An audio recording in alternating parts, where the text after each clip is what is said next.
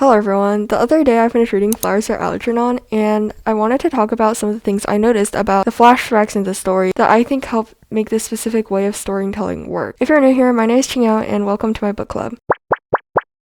So the main thing that I think drives the story forward is the way the flashbacks are written into the story and how they're incorporated into the character's life and daily activities that influences them and changes the character from the flashback moving forward. What I see in a lot of books is that the flashbacks will just provide the reader with information about the character, and the character doesn't really change because it's a part of them that they know already, and having a flashback of it reminds them of it, but it doesn't really change them.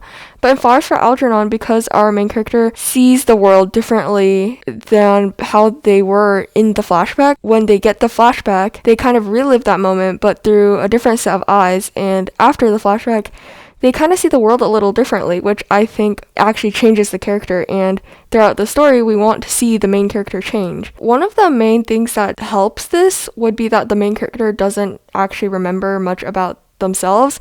And so they're kind of learning about themselves with the reader, and the knowledge that they get changes them and doesn't just inform them. The character isn't aware of these past events and how they happened, and if they were to relive them now, they would feel differently about them. So then because of that, if we insert a flashback, the character could be seen to change. Another example of where similar flashbacks help drive the story forward would be in Project Hail Mary, where the main character forgot who they were rather than reliving the scene just with a new perspective, which we saw in Flowers for Algernon. In Project Hail Mary, the main character was basically relearning how they got there and who they even are, and so that changes them as the story moves forward because they're learning more about themselves that they didn't even know with the reader. The main point that I'm trying to get at is that flashbacks are supposed to move the story forward and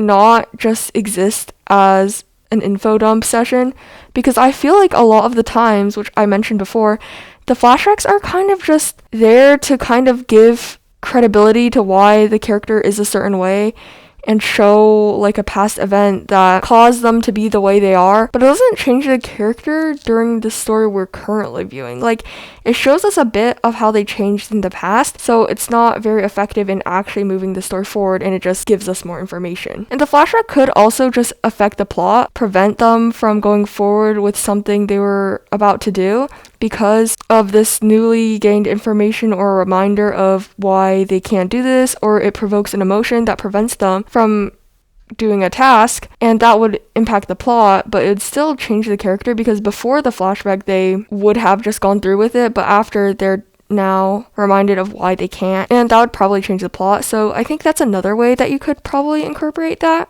Still, it should change the character, and it shouldn't simply give us more information about why they felt a certain way and just continue the story as if the flashback weren't there. You could also take out the flashback and see if your story still works. So yeah, that's all I have to say about flashbacks and Flowers for Algernon. There are a lot of things I could say about the book, but I think the flashbacks were the main part that I felt was interesting and I really enjoyed reading, and it was just a little different from other flashbacks I read. Those are my thoughts. I hope you found something in this video helpful, and I look forward to seeing you next time. Bye!